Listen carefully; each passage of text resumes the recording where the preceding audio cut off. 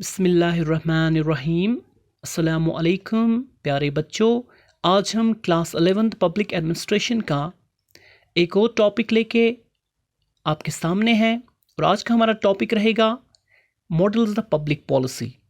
तो जब भी हम मॉडल्स की बात करते हैं पब्लिक पॉलिसी में, तो इन मॉडल्स को डिफ़ाइन करने के लिए, एक्सप्लेन करने के लिए दो पैराडाइम्स हमारे सामने आ जाते हैं। एक है इंक्रीमेंटल पैराडाइम और दूसरा है रैशनलिस्ट पैराडाइम। तो आज हम इंक्रीमेंटल पैराडाइम को डिस्कस करेंगे। अब इंक्रीमेंटल पैराडाइम ये किसकी राइटिंग से हमारे सामने आया? चार्ल्स ई लिंडब्लॉम की राइटिंग से, जिसने इंक्रीमेंटलिज्म को एक्सप्लेन किया।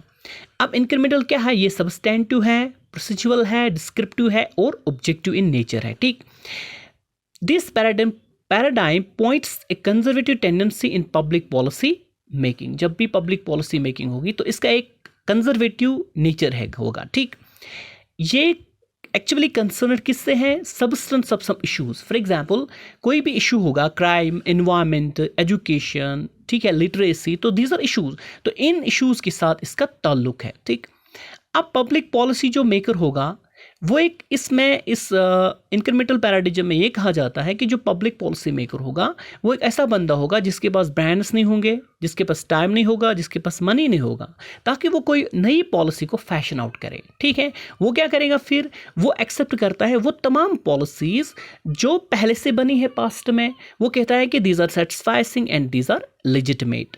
अब ये जो इंक्रीमेंटल पैराडाइम है, इसको हम बहुत सारी कैटेगरीज ऑफ मॉडल्स को मैं डिस्कस करेंगे। तो पहला मॉडल है एलीट मॉस मॉडल।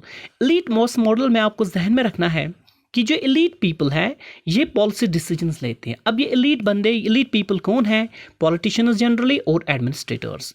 अब इसमें जो पॉलिसी जो बनेगी, वो जो फ्लो होगी, तो वो डाउनवर्ड्स फ्लो होगी। That means from elite to the general message. ठीक, अब जो एक्सप्रेशन ऑफ लीड थ्योरी, इसको हम कहाँ से देखते हैं, किसकी राइटिंग्स में देखते हैं?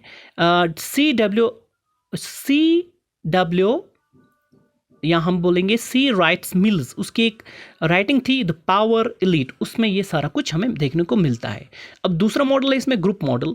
अब ग्रुप मॉडल में क्या है कि कुछ ऐसे ग्रुप्स होंगे जो इन्फ्लुएंस करेंगे ब्यूरोक्रेसी को और लेजिस्लेचर को। और इसका क्या मतलब है कि वो जनरली पॉलिसी मेकिंग को इन्फ्लुएंस करेंगे, वही पॉलिसी मेकिंग डिसीजंस में एक रोल अदा करेंगे। ठीक है, अब इसमें एक हाइड्रोलिक थीसिस आएगी।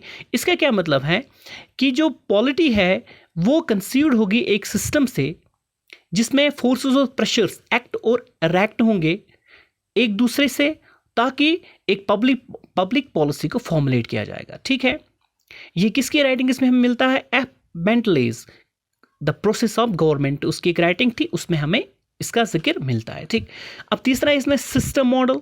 तो सिस्टम मॉडल में क्या है? ये किस पे रिलाई करता है? Concepts of information theory and conceives of the processes as being essentially cyclical.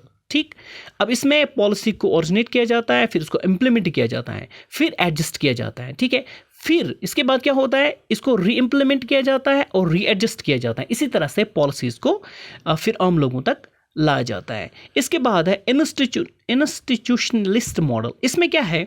कुछ ऐसे इंस्टीट्यूशंस होंगे जो कॉम्पिटेंट इंस्टीट्यूशंस होंगे, उनको एक मौका दिया जाता है पॉलिसीज़ को और प्रोसेस को डिटरमाइन करने के लिए। ठीक है, अब ये जो मॉडल है इसमें एक स्पेसिफिक रिलेशनशिप को सजेस्ट किया जाता है between institutions and how they work together, ताकि जो भी कंट्रीब्यूशन होगी, कलेक्टिव कंट्रीब्यूशन, किसी भी सक्सेसफुल पॉलिसी फॉर्मुलेशन के लिए। ठीक है, इसके साथ साथ फिफ्थ मॉडल है इसमें न्यू इंस्टीट्यूशनलिस्ट मॉडल।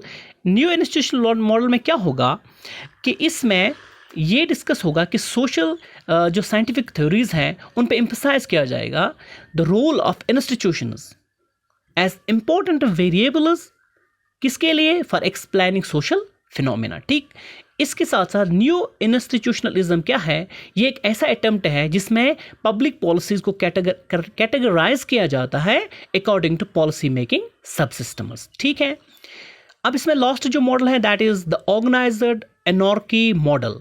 इसमें क्या है? इस मॉडल में ये किस बेस पे बना है? 3 स्ट्रीम्स के बेस पे, जो स्ट्रीम्स फ्लो करती है इंडिपेंडेंटली ऑफ वन अनदर। ठीक है, और वो कंट्रीब्यूट करती है लास्ट में पॉलिसी मेकिंग प्रोसेस में। अब ये जो 3 स्ट्रीम्स हैं वो कौन कौन सी स्ट्रीम है? पहली स्ट्रीम है प्रॉब्लम स्ट्रीम। अब प्रॉब्लम स्ट्रीम में क्या होगा, इसमें फोकस किया जाएगा प्रॉब्लम पर और उसको डिफाइन करने पर, प्रॉब्लम स्ट्रीम है, ठीक। फिर है पॉलिटिकल स्ट्रीम, तो ये गवर्नमेंट एजेंडा में होगी, उसमें सारे जो इश्यूज हैं, सारे जो प्रॉब्लम्स हैं उनको देखा जाएगा और फिर सॉल्व करने के लिए भी सोचा जाएगा। और तीसरा है इसमें द पॉलिसी स्ट्रीम। अब पॉलिसी स्ट्रीम में क्या होगा, any decision agenda is formulate, इसमें ही डिसीजन एजेंडा को फॉर्मुलेट किया जाता है। दैट मीन्स बहुत सारे ऑल्टरनेटिव्स को लाया जाता है पब्लिक पॉलिसी में, और किस पॉलिसी को सिलेक्ट किया जाएगा पॉलिसी मेकर्स के थ्रू, ताकि जो भी प्रॉब्लम है उसको हम रिजॉल्व करें, ठीक। अब ये जो मॉडल है द ऑर्गेनाइज नॉकी मॉडल, ये हमें जॉन एफ किंगडॉन्स की classic agendas, alternatives and public जो राइटिंग्स है उससे हमें मिलता है। So thank you so much for watching my channel.